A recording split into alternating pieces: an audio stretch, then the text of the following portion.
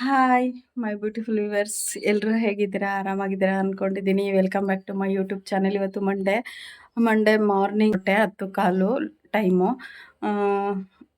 ವ್ಲಾಗ್ನ ಸ್ಟಾರ್ಟ್ ಮಾಡಿದ್ದೀನಿ. ಅಂದರೆ ಬೆಳಗಿಂದ ಏನೇನಾಯಿತು ಅಂತ ಒಂದು ಕ್ಲಿಪ್ಪಿಂಗ್ ಹಾಕ್ತೀನಿ.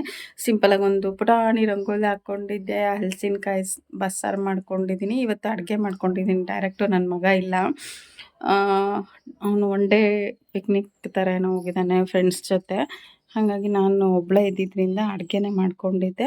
ಪುಟ್ಟದೊಂದು ರಂಗೋಲಿ ಹಾಕ್ಕೊಂಡಿದ್ದೆ. ಅದನ್ನು ನಾನು ವಿಡಿಯೋ ಶೇರ್ ಮಾಡ್ತೀನಿ. ನೆಕ್ಸ್ಟು ಇದಕ್ಕೆ ಆ್ಯಡ್ ಮಾಡ್ತೀನಿ. ನೋಡಿ ಹೇಗಿದೆ ವಿಡಿಯೋ ಅಂತ ಅಂದ್ಬಿಟ್ಟು ಕಮೆಂಟ್ ಮಾಡಿ. ಇಷ್ಟ ಆದರೆ ಪ್ಲೀಸ್ ಒಂದು ಲೈಕ್ ಮಾಡಿ.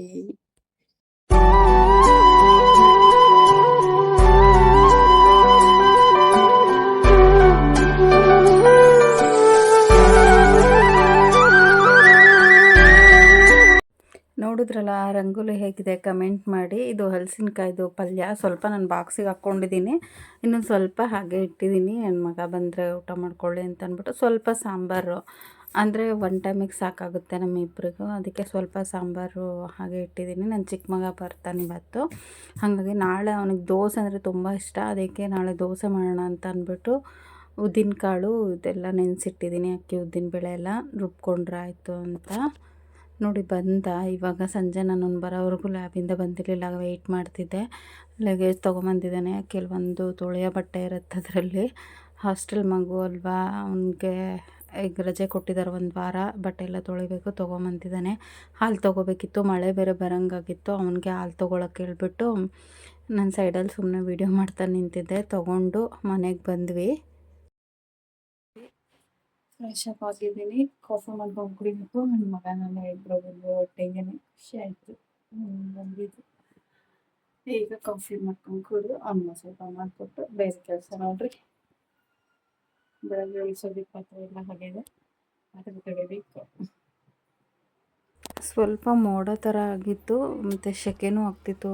ನಡ್ಕೊಂಬಂದಿದ್ದಕ್ಕೋ ಏನೋ ಗೊತ್ತಿಲ್ಲ, ಸೆಕೆ ಆಗ್ತಿತ್ತು. ಮೊದಲು ಕಾಫಿ ಮಾಡ್ಕೊಂಡು ಕುಡಿದು ಆಮೇಲೆ ಕೆಲಸ ಮಾಡ್ಕೊಳ್ಳೋಣ ಅಂತ ಕಾಫಿ ರೆಡಿ ಮಾಡಿದ್ದೀನಿ. ಅವನಿಗೊಂದು ಕಪ್ಪು, ನನಗೊಂದು ಕಪ್ಪು. ಅವನಿಗೆ ಫಸ್ಟ್ ಕಾಫಿ ಕೊಡ್ತೀನಿ. ಒಂಥರ ಮನೆಗೆ ಬಂದ ಕಾಫಿ ಕುಡಿಯೋದ್ರಿಂದ ಎಲ್ಲರಿಗೂ ಕಾಫಿ ಹುಚ್ಚು ನಮ್ಮ ಮನೇಲಿ. ತಗೊಳಮ್ಮ.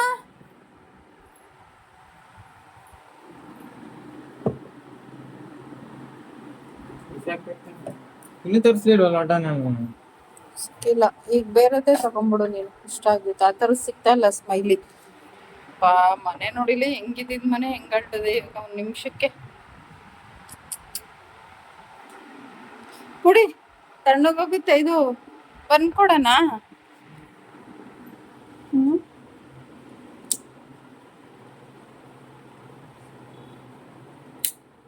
ಕೊಡೋಣ. ಹಾಕೋ, ಅದ್ರಲ್ಲಿ ನೋಡ್ಬಿಟ್ಟು ಮಿಷಿನ್ಗೆ ಹಾಕೋದು ಯಾವುದು, ಇದು ಹಾಕೋದು ಯಾವುದು ನೋಡ್ತೀನಿ. ಅಯ್ಯೋ ಮಳೆ ಬರ್ತೈತೆ. ನೀನು ಬಂದಿದ್ದಕ್ಕೆ ಮಳೆನೂ ಕರ್ಕೊಂಬಂದಿದ್ಯಾ? ಹಾಂ, ರಂಗೋಲ ನೋಡಿ ಎಲ್ಲ ಹೋಗುತ್ತೆ. ಇದೇನು ಸೌಂಡ್ ಬರ್ತೈತಲ್ಲ, ಪಟ್ಕ ಪಟ್ಕ ಅಂತೀನಿ. ಮಳೆ ಬರ್ತೈತೆ.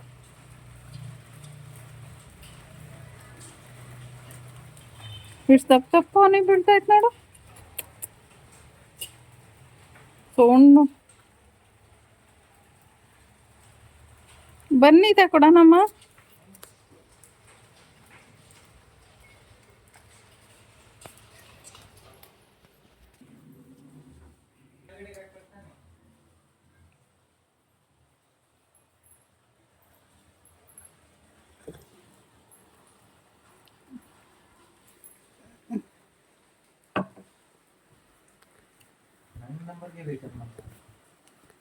ಮತ್ತೆ ಪ್ರೀತು ಅಂತ ನಿನ್ನೊಬ್ಬನೇ ಇರೋದು ನನ್ನ ಕಾಂಟ್ಯಾಕ್ಟಲ್ಲಿ.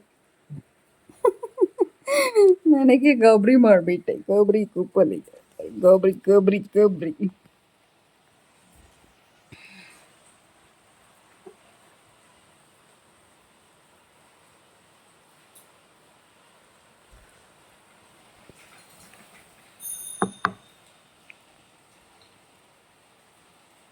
ಪಾಪು, ಇದು ಹೋಗಿದ್ಯಾ? ಮಾರ್ಕ್ ಇತ್ತಲ್ಲ, ಕ್ಲಿಯರ್ ಆಗಿದೆಯಾ ಪೂರ್ತಿ? ಹಾಂ, ಮತ್ತೆ ಹೇಳಲೇ ಇಲ್ಲ.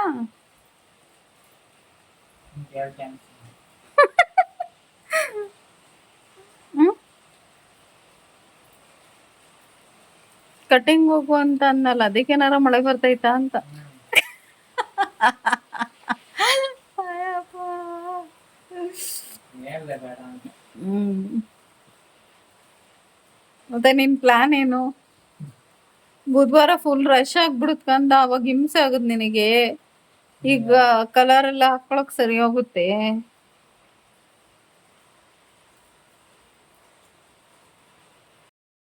ಹೊರಗಡೆ ಮಳೆ ಬರ್ತಿದ್ರು ಕೂಡ ಸಕ್ಕ ಶೆಕೆ ಆಗ್ತಿತ್ತು. ಕಾಫಿ ಕುಡ್ದಿದ್ದಕ್ಕೂ ಅದಕ್ಕೂ ನೋಡಿ ಅರಸೀಕೆರೆಗೆ ಮೊದಲನೇ ಮಳೆ. ನನ್ನ ಮಗ ಬಂದಿದ್ನಲ್ಲ ಅಪರೂಪಕ್ಕೆ, ಅವನ ಜೊತೆ ಸ್ವಲ್ಪ ಹೊತ್ತು ಹರಟೆ ಮಾತುಕತೆ ಹೀಗೆ ಇರುತ್ತೆ. ತಮಾಷೆ ಮಾಡಿಕೊಂಡು ಮಾತಾಡಿಕೊಂಡು ಒಂದು ತಿಂಗಳು ಮೇಲಾಗಿತ್ತು. ಶಿವರಾತ್ರಿ ಹಬ್ಬದಲ್ಲಿ ಬಂದಿದ್ದು, ಮತ್ತೆ ಬಂದಿರಲಿಲ್ಲ, ಯುಗಾದಿಗೆ ಬಂದ. ಹಾಗಾಗಿ ಅವನ ಜೊತೆ ಮಾತಾಡಿಕೊಂಡು ಸುಮ್ಮನೆ ಟೈಮ್ ಪಾಸ್ ಅಷ್ಟೇ. ಮಳೆ ನೋಡಿ ಹೇಗಿದೆ ಅಂತ, ರಂಗೋಲಿ ಕಲರೆಲ್ಲ ಏನೂ ಹೋಗಿರಲಿಲ್ಲ. ಒಳಗಡೆ ಬಂದು ದ್ರಾಕ್ಷಿ ತಂದಿದ್ನಲ್ಲ, ಅದನ್ನು ಸ್ವಲ್ಪ ಉಪ್ಪು ಮತ್ತು ಅಡುಗೆ ಸೋಡಾ ಹಾಕ್ಬಿಟ್ಟು ತೊಳೆಯೋಕೆ ಇಟ್ಟಿದ್ದೆ. ಒಂದು 10 ನಿಮಿಷ ಆಗಿತ್ತು. ಅದನ್ನು ಚೆನ್ನಾಗಿ ತೊಳೆದ್ಬಿಟ್ಟು ಇನ್ನೊಂದು ಸಲ ಚೆನ್ನಾಗಿರೋ ನೀರಲ್ಲಿ ಒಂದು ಸಲ, ಪ್ಲೈನ್ ನೀರಲ್ಲಿ ಒಂದು ಸಲ ತೊಳೆದ್ಬಿಟ್ಟು ಅವನಿಗೆ ತಿನ್ನೋಕೆ ಕೊಡೋದು. ನಮ್ಮ ಮನೇಲಿ ದ್ರಾಕ್ಷಿ ಅಂದರೆ ಎಲ್ಲರೂ ಇಷ್ಟಪಟ್ಟು ತಿಂತೀವಿ. ನನಗೂ ಇಷ್ಟ, ಇವನಿಗೂ ಇಷ್ಟ. ಸ್ವಲ್ಪ ತೊಳೆದಿದ್ದು ಇನ್ನೊಂದು ಸ್ವಲ್ಪ ಹಾಗೆ ಟ್ರೈಯೆಲ್ಲ ಹಾಕಿಟ್ಟಿದ್ದೀನಿ. ನಾಳೆ ಒಂದಿನ ಅಂದ್ಕೊಳ್ಳಿ, ಅದನ್ನು ಖಾಲಿ ಮಾಡಿಬಿಡ್ತೀವಿ. ದ್ರಾಕ್ಷಿ ಇದ್ದರೆ ಹೊಟ್ಟೆ ತುಂಬೋದು ಗೊತ್ತಾಗೋದಿಲ್ಲ. ಮೊಸರನ್ನದಲ್ಲಂತೂ ದ್ರಾಕ್ಷಿ ಇರೋವರೆಗೂ ಮೊಸರನ್ನ ತಿಂತೀವಿ. ದ್ರಾಕ್ಷಿ ಖಾಲಿ ಆಯಿತಾ ಮೊಸರನ್ನ ಬೇಡವಾಗ್ಬಿಡುತ್ತೆ.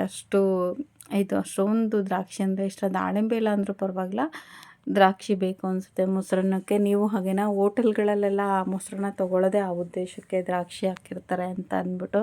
ಈಗೇನು ಸೀಸನ್ ಅಲ್ವಾ, ನಾವೇ ಮನೇಲಿ ಹಾಕ್ಕೊಂಡು ತಿಂತೀವಿ. ನೋಡಿ ಎಷ್ಟು ಗಲೀಜಿತ್ತು ಅಂತ ಅಂದ್ಬಿಟ್ಟು ಉಪ್ಪು ಮತ್ತು ಸೋಡಾ ಹಾಕಿಟ್ಟಿದ್ನಲ್ಲ ಆ ನೀರು. ಈಗ ಇನ್ನೊಂದು ಸಲ ಪ್ಲೈನ್ ನೀರಲ್ಲಿ ತೊಳೆದ್ಬಿಟ್ಟು ಅವನಿಗೆ ಕೊಡ್ತೀನಿ. ಅವನಿಗೆ ಸಖತ್ ಇಷ್ಟ ದ್ರಾಕ್ಷಿ ಅಂತ ಅಂದರೆ. ನನ್ನಂಗೆ ನಂತರ ಯಾವುದು ಹಣ್ಣು ಸ್ವೀಟ್ ಇರುತ್ತೋ ಅದನ್ನು ಇಷ್ಟಪಟ್ಟು ತಿಂತಾನೆ. ಮಾವು ಮತ್ತು ದ್ರಾಕ್ಷಿ ಇಷ್ಟಪಟ್ಟು ತಿಂತಾನೆ.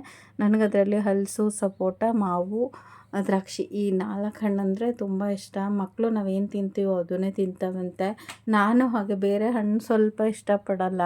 ಆ್ಯಪಲೆಲ್ಲ ನನಗೆ ಅಷ್ಟು ಇಷ್ಟ ಆಗಲ್ಲ. ಇವನಿಗೂ ಅಷ್ಟೇ, ಅಷ್ಟೊಂದೇನು ಆ್ಯಪಲ್ ಇಷ್ಟಪಡ್ತೀನಲ್ಲ. ಈ ದ್ರಾಕ್ಷಿ ಅಂದರೆ ನಮ್ಮಿಬ್ರಿಗೂ ಇಷ್ಟ. ನೀವು ಹಾಗೆಯೇ ಸೀಸನಲ್ಲಿ ಯಾವ ಹಣ್ಣು ಸಿಗುತ್ತೋ ಅದನ್ನು ತಿನ್ಕೊಳ್ಳಿ. ಆಮೇಲೆ ಮತ್ತೆ ಬೇಕು ಅಂದರೆ ದ್ರಾಕ್ಷಿ ಹುಳಿ ಆಗಿಬಿಡುತ್ತೆ, ಅದಕ್ಕೆ ತಿನ್ನೋದಕ್ಕೆ ಇಷ್ಟ ಆಗೋದಿಲ್ಲ ನನಗೆ. ಸೀಸನ್ ಆದರೆ ಚೆನ್ನಾಗಿರುತ್ತೆ ಮತ್ತು ಪ್ರೈಸು ಕಡಿಮೆ ಇರುತ್ತೆ. ಇಷ್ಟಪಟ್ಟು ಹೊಟ್ಟೆ ತುಂಬ ಜಾಸ್ತಿ ತಿನ್ಕೋಬೋದು ಅಂತ ಅಷ್ಟೇ.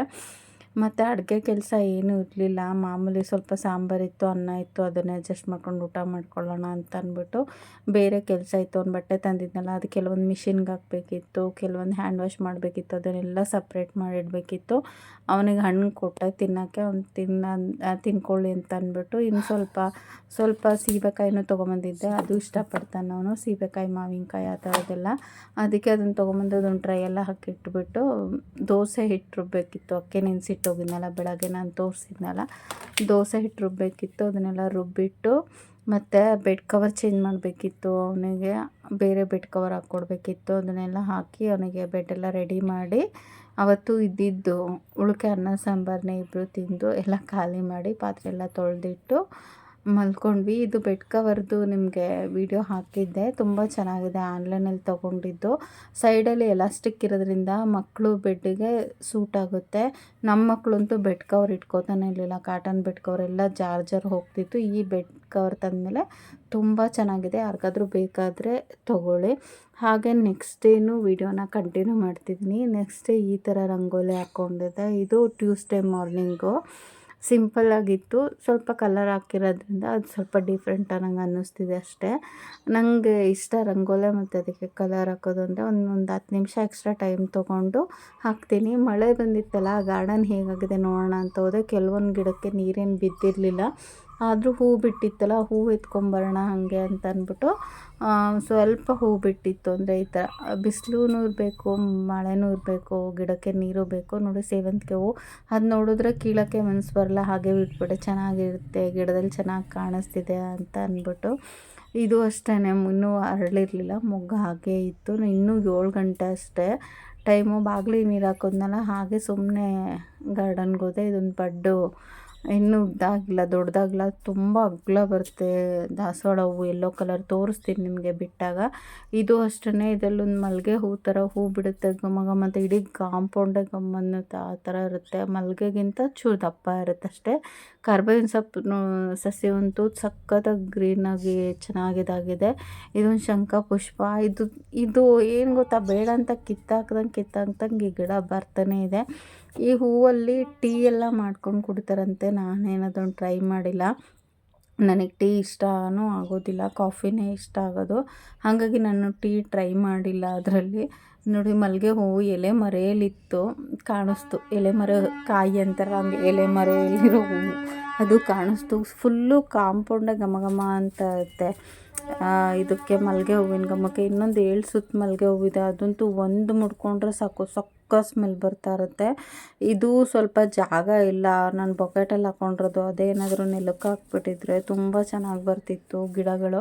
ನಂಗೆ ಗಿಡ ಬೆಳ್ಸೋಕೆ ಇಷ್ಟ, ಆದರೆ ಜಾಗ ಇಲ್ಲ. ಇರೋ ಬೊಕೆಟು ಸಣ್ಣ ಸಣ್ಣ ಪಾಟಲ್ಲೇ ಬೆಳೆಸ್ಕೋಬೇಕು, ಹಾಗಾಗಿದೆ. ನೋಡಿ, ಇದು ಮೊಗ್ಗು, ಇದು ಬಿಳಿ ದಾಸವಾಳ ಮೊಗ್ಗು ಬಿಟ್ಟಿದೆ, ಇನ್ನೂ ಹರಳಬೇಕು. ಸಣ್ಣ ಸಣ್ಣದು ಮೊಗ್ಗಾಗಿದೆ. ಅದಕ್ಕೆ ಸ್ವಲ್ಪ ಔಷಧಿ ಎಲ್ಲ ಸ್ಪ್ರೇ ಮಾಡಿದ್ದೆ, ಹುಳು ಆಗಿತ್ತು ಅಂತ ಅಂದ್ಬಿಟ್ಟು. ಈಗ ಪರವಾಗಿಲ್ಲ, ಕಂಟ್ರೋಲ್ ಆಗಿದೆ. ಅದು ಮಿಲಿ ಬಡ್ಸ್ ಅಂತ ಆಗುತ್ತೆ, ಅದು ಹುಳು ಆಗಿತ್ತು. ಈ ಥರ ಇದೊಂದು ಪಿಂಕ್ ದಾಸವಾಳ ಗಿಡ, ಇದರಲ್ಲೂ 1-2 ಮೊಗ್ಗಾಗಿತ್ತು. ಇನ್ನೂ 1-2 ದಿನ ಟೈಮ್ ಬೇಕು ಅದು ಅರಳೋದಕ್ಕೆ. ಇದು ಮಾವಿನ ಗಿಡ, ಸಂಪಿಗೆನೂ ಅಷ್ಟೇ, ಇನ್ನು ಮೊಗ್ಗೇನೂ ಬಿಟ್ಟಿಲ್ಲ. ಎಲೆ ಎಲ್ಲ ಉದುರಿ ಮತ್ತೆ ಅದು ಚಿಗುರುತ್ತಾ ಇದೆ. ಮಾವಿನ ಗಿಡನೂ ಚಿಗುರಿದೆ.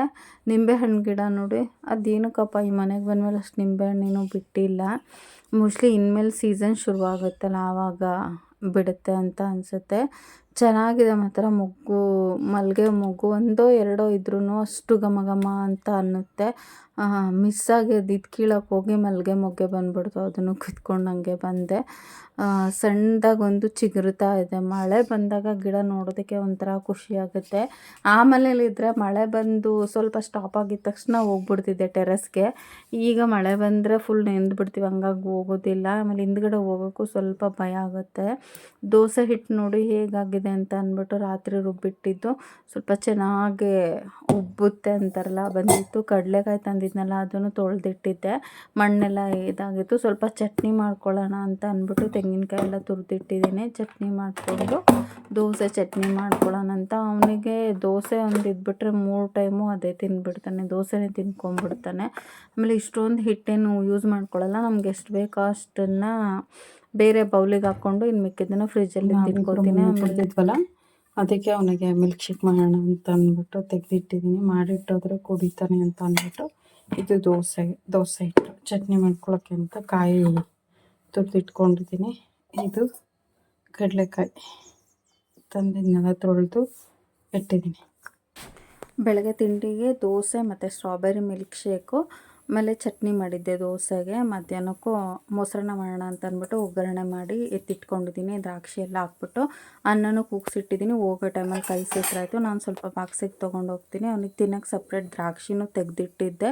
ಹೀಗಿತ್ತು 2 ದಿನದ ಬ್ಲಾಗು. ಇಷ್ಟ ಆಯಿತಾ? ಲೈಕ್ ಮಾಡಿ. ಸಿಗೋಣ ನೆಕ್ಸ್ಟ್ ವೀಡಿಯೋದಲ್ಲಿ.